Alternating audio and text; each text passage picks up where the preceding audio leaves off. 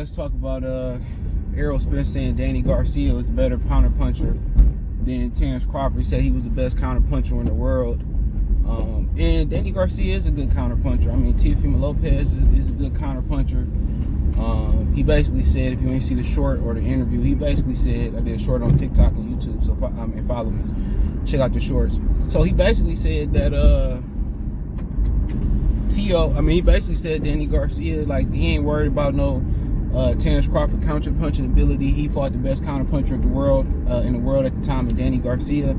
And I didn't even, man, that fight was just so one-sided. I didn't even see Danny Garcia like hurt Errol Spence until like a couple years later, and somebody brought it up, and I went to go look at it, and I didn't even really pay no attention, man.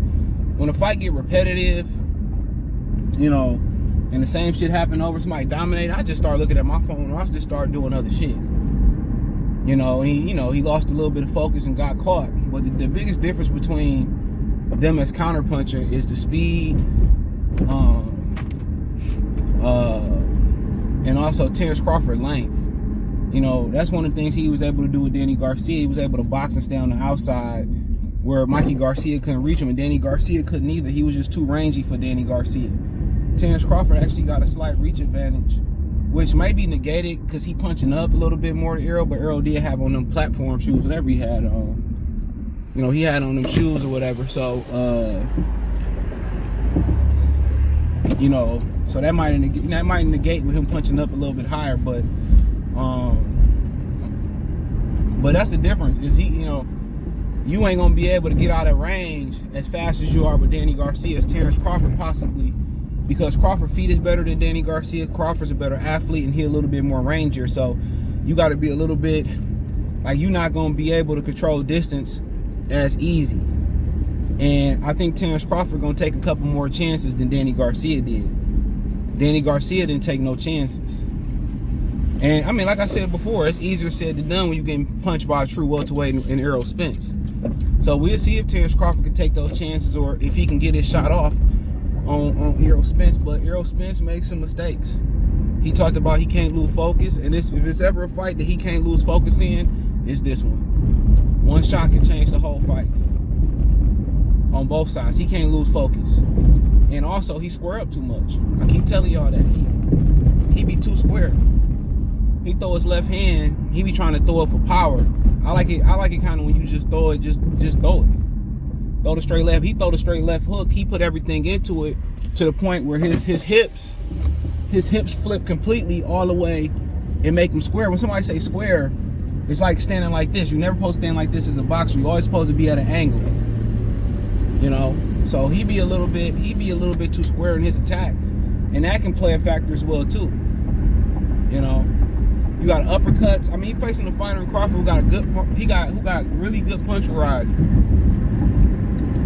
That's the problem. He facing a guy that got great punch variety. And when you in that high guard, nobody really talks about this, but when you play in that high guard shield, the worst fighters to fight for that high guard is guys who punch in bunches and guys who got punch variety. And that high guard, you fight a guy like Kovalev who only really throw 1-2s and don't really got a looping shot, then, you know, you probably in luck. Or you fight a guy that has to throw 1 or 2 shots at a time in the high guard, you probably in luck. But if you fight a guy that's gonna throw combinations, that can throw uppercuts, throw looping shots, vary the looping shots, throw hooks, that is very detrimental to the high guard. Because most high guard guys don't move their head off the line as much. Sometimes they move it, but a lot of times they tuck their chin and they stand behind the high guard. And when you in that high guard, it allows you to run your combinations. And a lot of times, the guys in the high guard, they counter punches or get off me punches. Because if you in a high guard, you can't really see. Think about it. That's one of the disadvantages to the high guard. You can't really see if you like this. You just ready for him to stop punching. So what you want to do is go around the guard, go up under the guard, work the body, keep him honest, try to snatch it, make him snatch them elbows down to the liver, and then work around the guard. And then also you want to show them angles and get around that guard. So in a way, it's kind of a bad matchup for a guy Crawford going to the high guard. That's why you see Floyd, he a high guard for a minute, he going to the half guard, the shell for a minute. Because it's advantages and disadvantages to both. It's advantage to lose both of them for him. But, I mean, that's his opinion. I mean, I see a lot of fighters saying, I can't really tell you if he the best I fought other than on paper until I get in the ring with him. You know, and the one thing about him is he like to throw value. That's one thing about Errol Spence. He love to throw value. When you fight a counterpuncher, they usually stop your volume from your volume output a little bit. Yeah, you might start off hot, but then once they're able to slow down, you know, get the rhythm, you know, and then they're able to control the pace, then they're able to, you know, kind of, you know, stop you from throwing. So, but you know, that's his opinion. And obviously he tried to make it resume, oh, he ain't fought nobody and all that. I mean, y'all pretty much fought the same people. You know, he fought, what's the difference? He fought Danny Garcia, Kell Brook, Sean Porter. I mean, shit, come on. I mean, who did he really fight that's different? You know, he didn't fight Keith. You can't say, oh, I fought Keith, I fought Pacquiao, I fought Floyd. And I can argue with him. But that's just what people say. Oh, he ain't fought nobody, because a lot of PBC names got grandfathered in through HBO. But when you look at them, they all not that great. Sean Porter's solid, but I don't think he's great. Danny Garcia's solid. I don't think he's great. Keith Thurman's solid. Even if he fought him, I don't think he's so great. You know? So, you know, they both on the same boat, but you know, I think different type of kind of punchers too. Danny got good timing, but Danny ain't as rangy as Bud. He not as athletic as Bud. He didn't take as many chances. And I think due to Errol Spence's how big he is, I mean, he wasn't willing to get knocked out.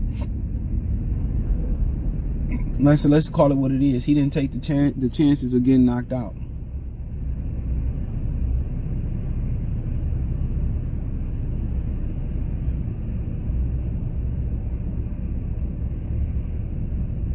He didn't take them chances.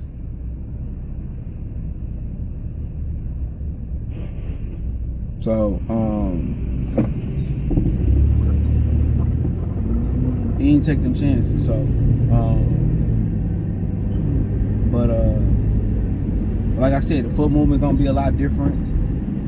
Danny just sit right there in the pocket and try to counter you. But if you got somebody like Errol Spence who can control the distance from the outside, what can you do to make him engage you and give up his length? Pause. Kobe gonna say pause. Him and Henry pause. What you gonna do? Either you gotta slip and get on the inside, or you gotta bait him. And Danny Garcia baited him, and Errol Spence too smart to take the bait. He too smart. You know, the one thing about him, he gonna follow his game plan and be disciplined. Derek ain't gotta yell and scream at him like Charlo. You ain't gotta smack him, you know, at all. So Danny didn't force him to make an adjustment. And when he did make it, he gonna make mistakes in a fight. You just don't want to make that critical mistake. And his last couple fights, he made a critical mistake. One with, you know, Danny Garcia and getting caught with that shot. And then he made another critical mistake fighting Ordenis Ugas in a few times. But I just think he didn't respect Ordenis Ugas. I think he had more respect for Mikey than he did for Ordenis Ugas. Like I said, Mikey Garcia is the biggest puncher that he fought. As far as the prize fighters, maybe Lartley might be just, but he's the biggest puncher that he fought. He fought Mikey Garcia like he can crack. And he can. Mikey got real power, he's just not a big guy. You know, he got real power. So that's gonna be interesting, you know, to see if he can pick up his if he able to keep his pace versus Terence Crawford and his output, then he gonna win that fight. That's flat out. So it's up to Terence Crawford not to match that output, but to drop that output. That's what he up against. To drop the output. And how do you do that? Errol Spence gotta be flat-footed to throw. So you move him off the mark, you get off first. When he do get off, you be prepared to make him miss and make him pay. Making him miss in this scenario ain't enough. You gotta make him miss and make him pay. You know? So You know, if Errol volume is turbo boost, Terence Crawford really got 0 to no chance. But if he can match that, if he can, you know, slow his output down, then he got a chance. So, I mean, you can do that with body work, establishing the jab, a lot of just different things. So, but do I agree with his statement?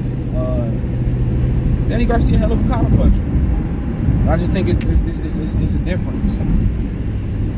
That's what I will say. It's a difference. I think Bud might be a more dangerous counter puncher. He might be a better counter puncher. Danny got damn good timing too. They both got good timing. But I just think it's different strokes for different folks. I think Crawford is just a better athlete. So it's my opinion. But hey, thumbs up the video, share the video, subscribe to the channel. The subscribe button is the bell icon button. Hit all notifications, increase your chance to get notifications. We go live or drop a video. Financially want to support the channel, Cash App, $CJ Good 313, Venmo CJ Good 313, PayPal link in the description. Hit the link tree, find me on Twitter, Instagram, Spotify, Anchor, Cash App, Venmo, PayPal, Apple Podcast, Google Podcast, Spotify. Follow me on TikTok, all that's in the link tree. Peace.